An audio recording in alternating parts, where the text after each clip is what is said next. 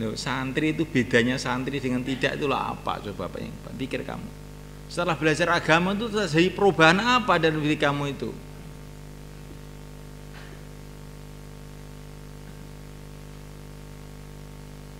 Kalau urusan ngaji, alhamdulillah kamu sudah ngaji. Urusan sholat jamaah, ngapal Quran sudah ngapal Quran. Tapi urusan muamalah dengan manusia ini, kadang-kadang kita ini seenaknya sendiri. Nah, kita perbaiki. Insyaallah ya. Apa tadi yang masih ingat? Ada yang masih ingat? Kalau pulang datang kiai bawa oleh ya. Itu satu aja yang perlu. Oleh-oleh itu bukan harus uang. Saya nggak punya uang, Pak Kiai kan uangnya sudah banyak, alhamdulillah. Oleh-olehnya itu baca Fatihah, itu didoakan supaya dapat hidayah, bisa berjuang, begitu. Pikiran kamu uang saja, kalau oleh-oleh itu mesti uang gitu. Maka ada orang datang kepada Salman Al-Farisi, dari mana? Saya dari sana, dari dekatnya rumahnya teman kamu. Dia nggak ngasih oleh-oleh. Loh, dia ini setiap ada orang datang ke saya mesti titip oleh-oleh. Kok nggak ada oleh-olehnya? Ini mesti bohong kamu. Wah, dia bingung. Nggak bawa oleh-oleh apa-apa. Nggak titip oleh-oleh apa-apa dia. Mesti bohong kamu ini. Pokoknya teman saya itu setiap ada orang datang ke tempat saya mesti dia titip oleh-oleh. Kok kamu tidak dititipi itu mesti bohong kamu. Wah betul, saya tidak bohong. Hanya dia kirim salam saya. Itu yang saya maksud. Itu oleh-oleh yang paling besar itu. Kalau orang itu melihat salam itu satu doa, keselamatan itu oleh-oleh besar itu. Oh, sekarang sudah tahu. Saya tidak perlu uang, tidak perlu roti, salam saja. Enak kalau sudah gitu ya, salam saja. Memang saya ingin mengenakkan kamu itu supaya saya dienakkan Allah. Bukan nanti, wah sekarang Temboro ada tetep baru datang harus bawa oleh-oleh. Saya nggak punya oleh-oleh, bagaimana ini nanti? Nggak usah ngaji aja, nggak usah datang. Tidak, oleh-olehnya salam itu cukup. Saya dari ayah kamu, dari ibu kamu sudah cukup. Tambah lain-lain juga baik.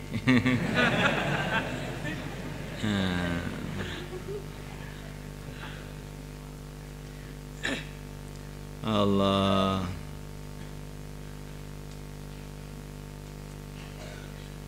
Ya ini kadang-kadang ini memang beberapa daerah itu sudah ada budaya tahadu, tahabu, saling memberikan hadiah.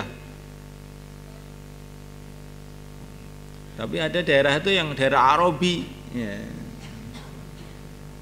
Memang dia tidak tahu apa itu, bagaimana muamalah dengan guru, dengan ustadz, nggak tahu. Ini saya ceritakan ini supaya kamu tuh ada pikir ke sana, biar budaya itu rubah.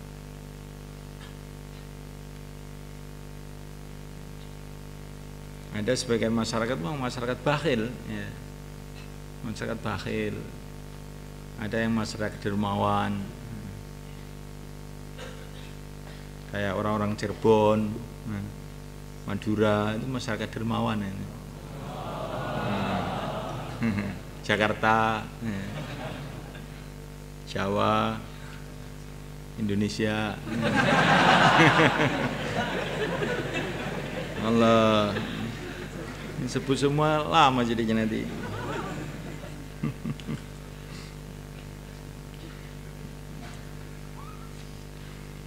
Jadi setelah ngaji berubah cara berpikir, berubah akhlak, itu yang saya maksud itu. Bukan sudah ngaji tapi akhlaknya masih akhlak Arabi aja. Akhlaknya itu berubah.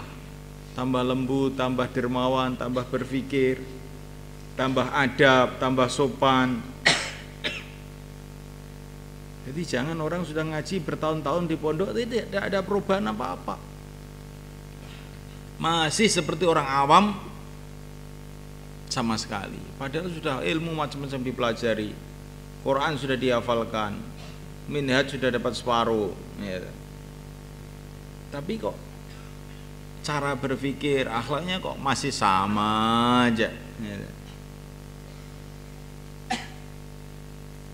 Keran dicepoti, ya. Dayung dipecah-pecahkan, cucian dimasukkan kamar mandi, ya. Ini padahal ini sudah hafid Quran, ini gimana ini? Kok tidak ada perubahan ini?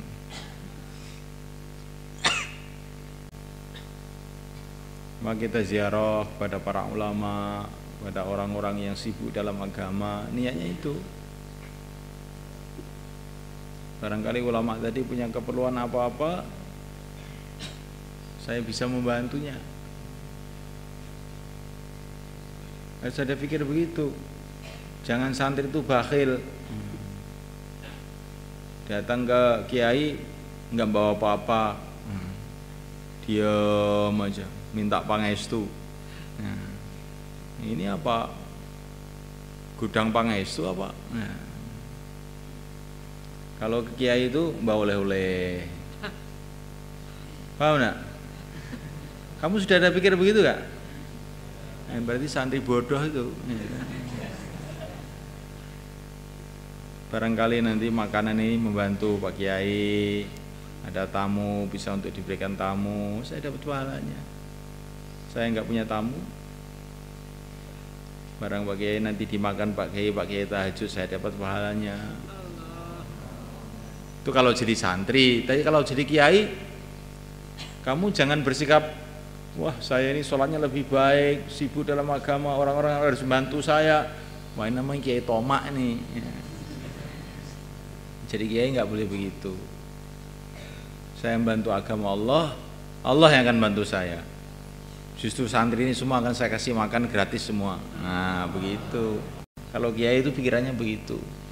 Nanti dibantu oleh Allah. Kalau kiainya tomak, maunya dikasih orang aja terus, maka tambah melarat kiai tadi. Menderita. Setiap ada santri, wah santri bakhil. Cepat pulang aja, cepat pulang. Santri paling salaman tok. Santri apa ini? Ini kiai nggak bener begini, ya.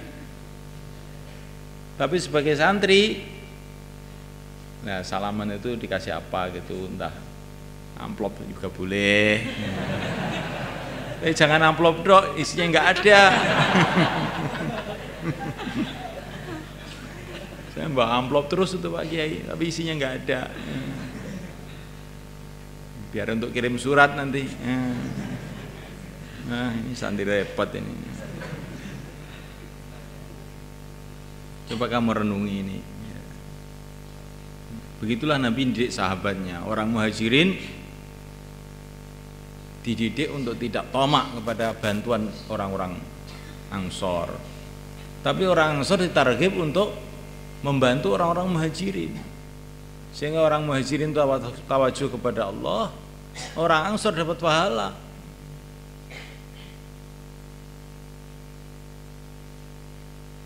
Orang Ansor dapat pahala membantu orang muhajirin, tapi orang muhajirin tidak mengharapkan orang Ansor, mengharap pada Allah saja. Akhirnya timbul kasih sayang.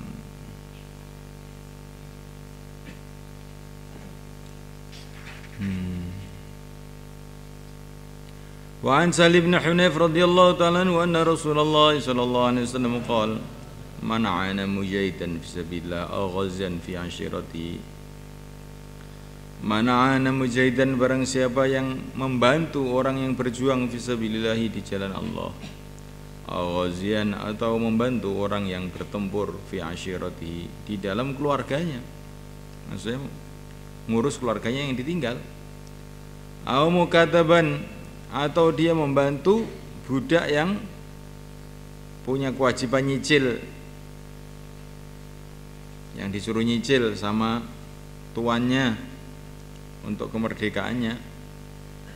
Au mukataban, atau budak mukatab, budak yang nyicil kepada tuannya untuk dimerdekakan. Fi raqabatihi, di dalam membebaskan dirinya, di dalam memerdekakan dirinya. Allahu, maka menaunginya Allah fi dzilli, dalam naungan Allah. Yauma la dzilla illa dzilluh, pada hari tidak ada naungan kecuali naungan Allah. Rawahu Ahmad bi sanadin hasan. Siapa yang membantu orang yang mujahid fi sabilillah atau ghazi fi asyiratihi, membantu orang yang berjuang di jalan Allah atau mengurus keluarganya, atau membantu orang yang dalam kesulitan, yaitu budak-budak yang dia ini dikasih kewajiban oleh tuannya untuk membayar untuk kemerdekaannya. Maka nanti di padang mahsyar yang tidak ada naungan selain naungan arasy Allah, dia dapat naungan. Ini ya sejenis dengan hadis yang mengatakan bahwa orang yang membantu orang yang dalam kesusahan, maka nanti di akhirat kesusahannya akan dibantu oleh Allah.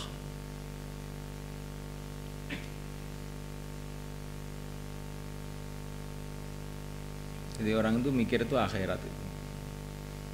Bagaimana dunia kita ini bermanfaat untuk akhirat. Makanya seorang ulama, setiap ketemu orang tanya namanya, siapa namanya kamu? Dari mana? Ya, kenalan. Kok setiap ketemu orang kok kenalan? Saya ketemu orang kenalan, habis waktu kamu untuk kenalan-kenalan sama orang. Maka beliau menjawab, kamu ini nggak ngerti niat saya. Saya ini kenalan dengan orang-orang Islam ini, barangkali nanti di padang mahsyar mereka akan menyafaati aku.